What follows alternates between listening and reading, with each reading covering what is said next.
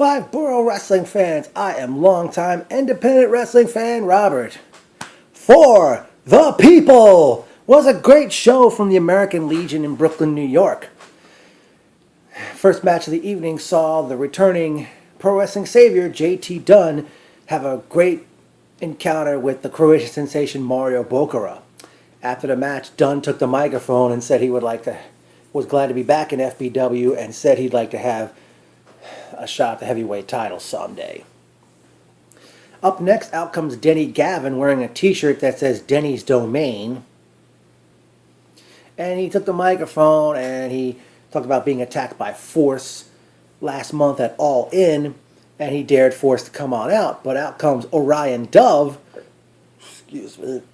and he challenges Gavin to a match right then and there and dared him to put his wild card spot in the Wild Card Championship tournament on the line. The match gets underway, but out comes Fource, PJ Stackpole, Tag Team Champions Bear Bronson, AJ Spectre, and Maxwell Jacob Friedman. Stackpole slaps Dove in the face and prompted the referee to call for a bell and declare Orion Dove the winner on disqualification, and Dove will now take part in the Wild Card Championship tournament. And Gavin was then beaten down by Fource.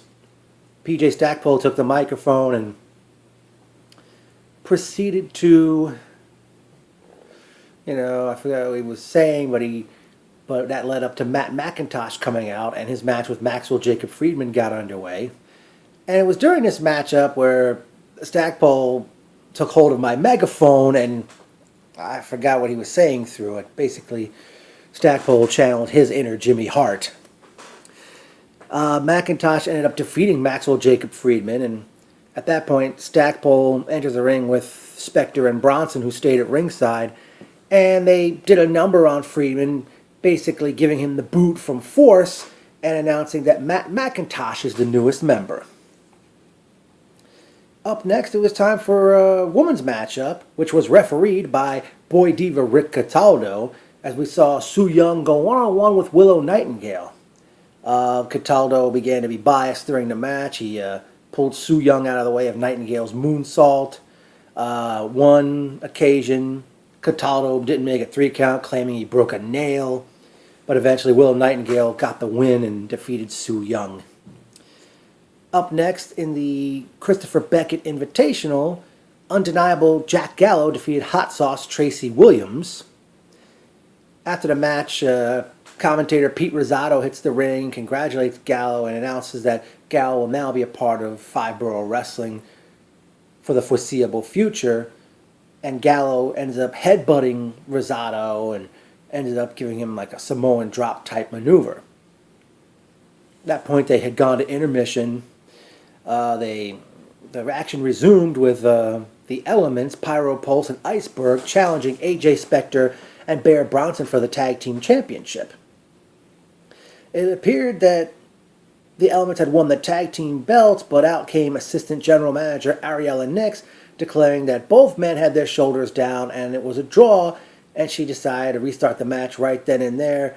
Spectre and Bronson ended up, I forgot who it was, Pyro or Iceberg, who took Spectre and Bronson's finish, and as a result, Spectre and Bronson defeated the Elements to retain the Tag Team Championship. Then out came Ace Romero for his FBW debut, and who was issued an open challenge. Cold-hearted player Danny DeMonto comes out, and he takes the microphone and he announced to the crowd that the Yankees were losing. At that point, many of the Mets or possibly anti-Yankee fans had a virtual cream fest on that announcement. But Danny tells Romero, "I'm not going to wrestle you. You're going to have someone was going to have a match with you. It's FBW superhero, not Kane, Talon." So Talon comes out, and DeMonto tells Talon, this is the final piece of the puzzle. If you could beat Ace Romero, I'll put the tights on again, and you could have a match with me. And Danny then announced he was going to go do commentary. And the match was on, and Talon defeated Ace Romero. And Danny comes to the ring, and Talon's daring Danny, "Hey, let's do this right now." And Danny said, "No, we'll do it November 10th. Up next, we saw Logan Black challenge Anthony Gangone for the Heavyweight Championship, Very competitive matchup by both men, which saw Anthony Gangone defeat Logan Black to retain the heavyweight championship. And then in the final match of the night, Jack Swagger defeated the Man of Steel Mike Verna. And after the match was over, Verna gave credit where credit is due. Eventually, AJ Spectre and Bear Bronson attack Verna and Swagger. Verna puts Spectre in a Texas Cloverleaf, and Swagger puts Bronson in the Patriot Lock. Both the tag champions tapped out before skedaddling out of the ring and basically sending the crowd home happy. Personal notes time. It's great seeing Melissa, Mike McNicholas, Peter Gilmore, Dalvin, or is it Dalvin? Kevin, Thomas Scuderi, Pete, Andrew, Bill Parham, Jason Bob 87. I think Danielle was sitting right behind me for this one.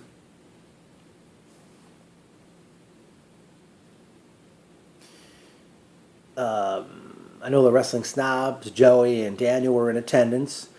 I don't know who did this, but when Denny Gavin came to the ring, people threw rolls of toilet paper.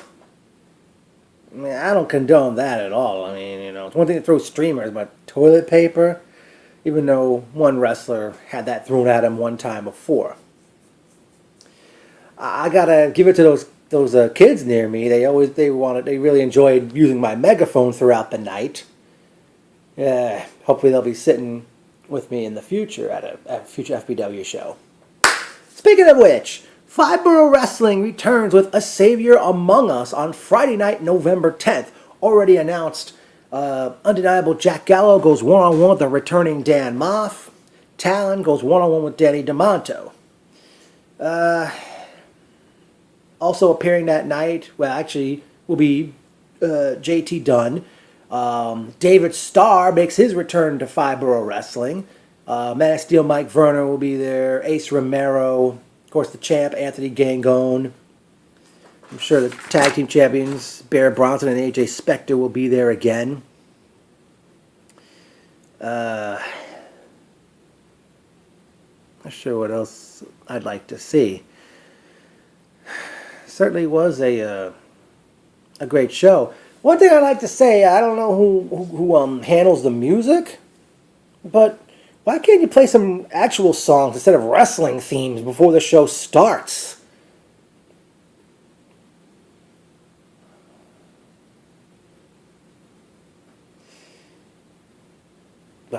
It's one thing to be wrestling fans, but, play some actual songs instead of wrestling themes. And